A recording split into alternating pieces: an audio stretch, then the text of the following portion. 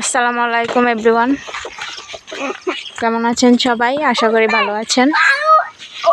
আজকে দেখাবো কোরবানির গরু। এদিকে কত বড় বড় সেগুন গাছ, সেগুন বাগান, এটা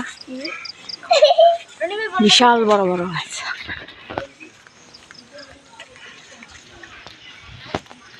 আজকে আপনাদের সাথে কোরবানির গরু শেয়ার করব। আশেপাশে পরিবেশটা একটু দেখাইতেছি।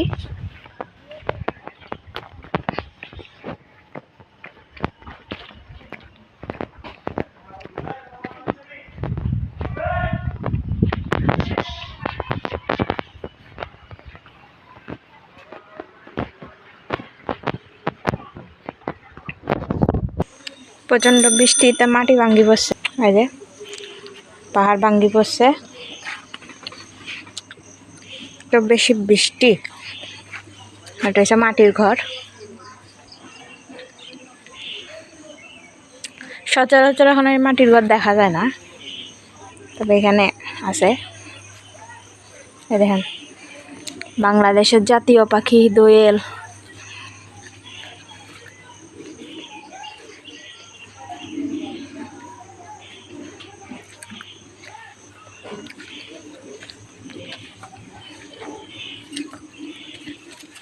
না, অনেকগুলোই গরু।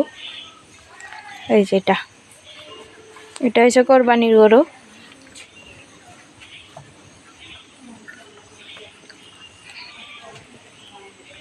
সবাই কমেন্ট করে জানাবেন গরু কেমন হয়েছে। এখানে অনেকগুলোই আছে গরু। আপনাদের সাথে শেয়ার করি মাটির ঘর। এটা হচ্ছে মাটির ঘর, তবে এখানে মানুষ থাকে না, গরু রাখে। এই যে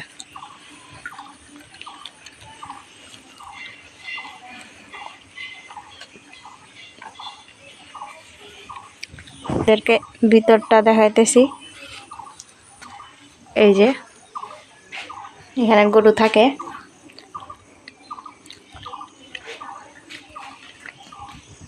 একটা করলা গাছ,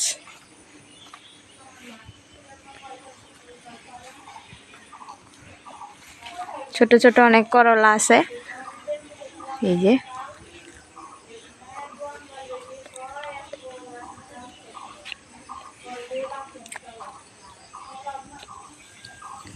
এটা হচ্ছে গরু কোরবানির জন্য।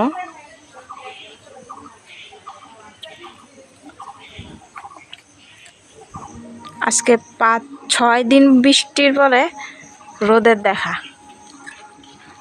6 দিন বৃষ্টির পর আজকে রোদের দেখা। এই গাছে কত বড় বড় কাঁঠাল। হ্যাঁ, আমাদের জাতীয় ফল কাঁঠাল। কত বড় বড় কাঁঠাল। নিচে করলা গাছ,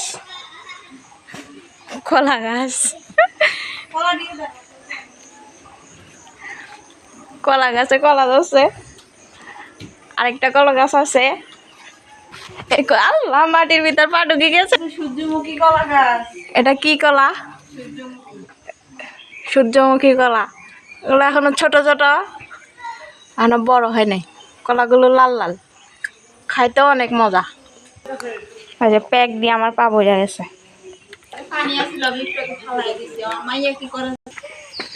এটা এখন পানির ভিতর সাপ মাথা বাইর করে রাখছে।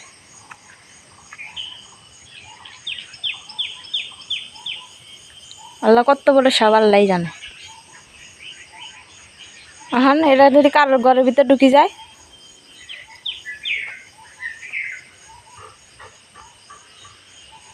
এই ছোট পুকুরের ভিতর সাপ।